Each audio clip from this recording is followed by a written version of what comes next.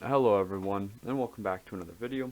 Today, I will be comparing the differences between the two biggest skateboard games on PC, Skater XL and Session. So, the reason why I think that I am, the perfect candidate to test these games, well, for one, I skateboard in real life. I have two skateboards. One of them is not at my house at the moment, and the other one, well, the wheels aren't on it because I was going to put it up on my wall and I got lazy. But I feel like I'm the perfect person because I skateboard in real life and I have millions of hours on either of these games.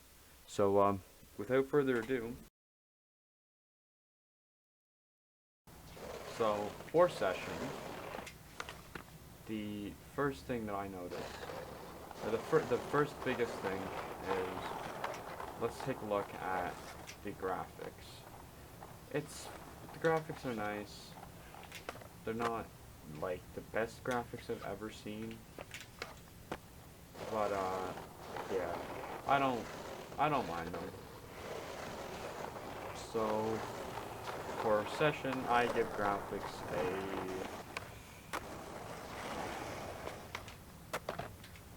for Session, I give the graphics a I don't know, let's say like 7 out of 10. So I forgot, like a fool, to record a graphics portion for Skater XL. I give the graphics of Skater XL an 8 out of 10. The next biggest thing about any good skateboard game needs one thing for certainty, and that one thing is how realistic it is. Session, it feels a little bit clunky on that. The controls feel weird, the jump feel weird, everything about the game just kind of, it has an odd feel to it. I give graphics, or realism, a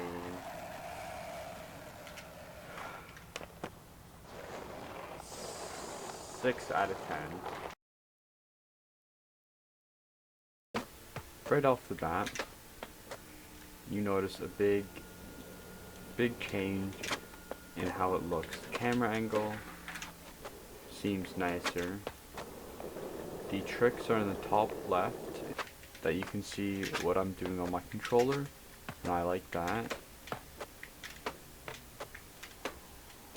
So, for realism, I'd say it's fairly realistic. The only difference is in Session, to do an ollie you had to push down and push up, whereas in this one you only have to push down. Next up is the actual gameplay. So for Session, it feels, I don't know, it's very, the gameplay of it feels fairly nice. I like the running of it, and I like how you keep the speed, or most of the speed, when you switch from walking to riding. The only thing that I don't really like is if you want to go fast, you have to hammer the X button on if you're on an Xbox controller, and I don't like that. The turning feels too sharp, which I don't like. The one thing that I do like is the ability to do late tricks, and you can't do this in Skater XL, to my knowledge. So that is one thing that I definitely like more about this gameplay. So for gameplay, I give it an 8 to 10.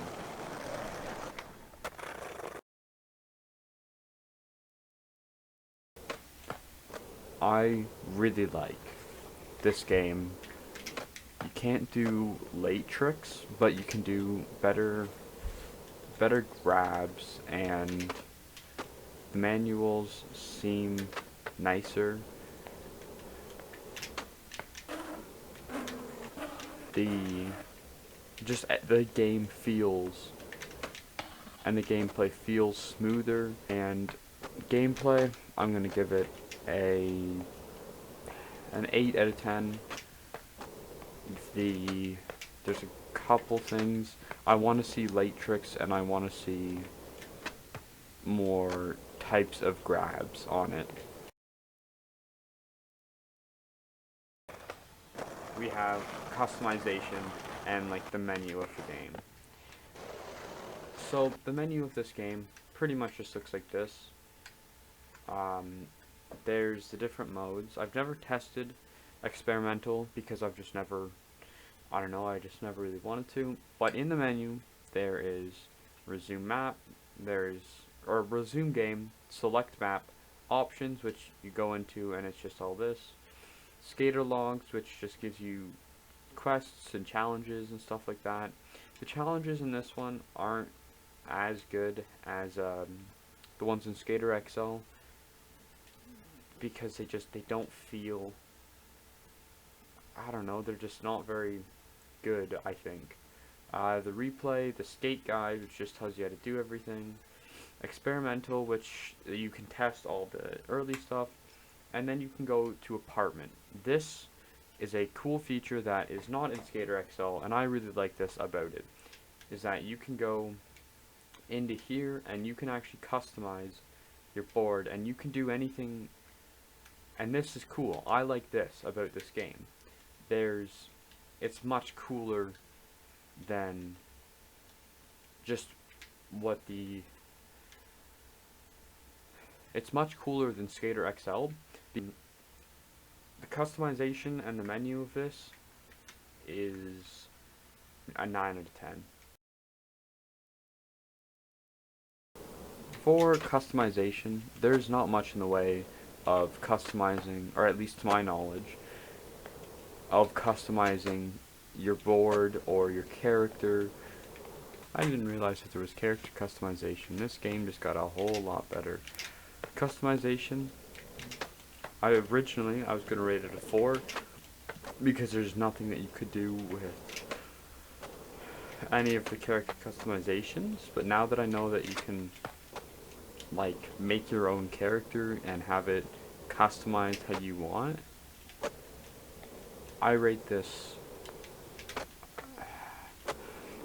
like, I don't know, 9.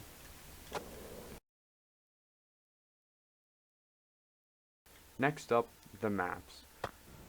I'm not a big fan of the maps in this game. I don't know if that's just because of what I want my skating experience to be, whereas I like big ramps and big jumps and big tricks instead of like little ones. But I'm not a big fan of these maps. My favorite map is probably, I think, this one, unless I'm wrong. I like this one. It's not my favorite, but I don't like the game's map selection. I want something that's bigger, something that is more extravagant, let's say. Something that's better and more, I don't know how to put it. I think just bigger is the word. Something more big trick and professional than just little ramps and nothing too big. For maps, I give this 6 out of 10. I quite like this map. For this game are a lot better. You have the 5 official maps. This one, which is the one you start on, the big ramp, this is probably the one that I played the most because I enjoy going through and playing this one. I find it the most enjoyable map to play just because it's so for 4 maps I give it 10 out of 10. 9 out of 10. Some of the maps are kind of boring.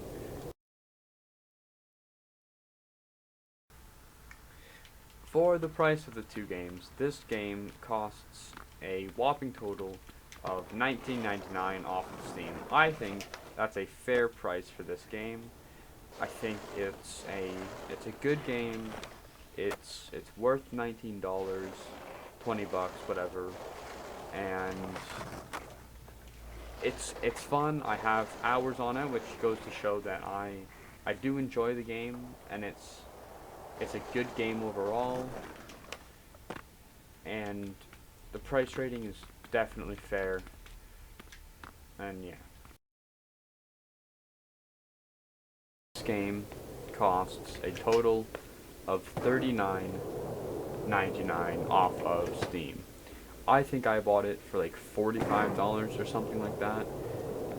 So it is definitely worth the price. And it's a little bit on the expensive side, especially for a game that is it doesn't have a lot to it per se, but it's very worth it.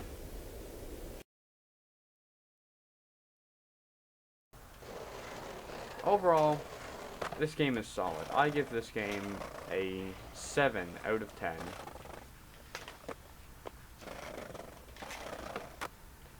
It's not too good, but it's also not bad.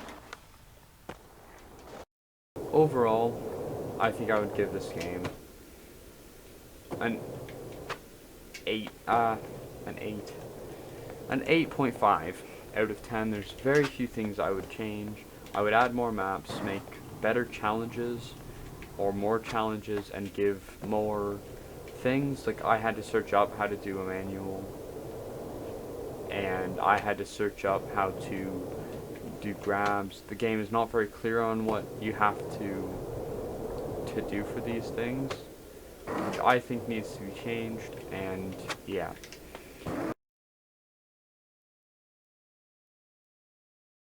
So, overall, I hope you guys enjoyed the video. If you want to see more videos like this of me either comparing games or rating games, or more videos of just me, let me know in the comments. And if you guys enjoyed, subscribe, comment, like, and I'll see you guys later.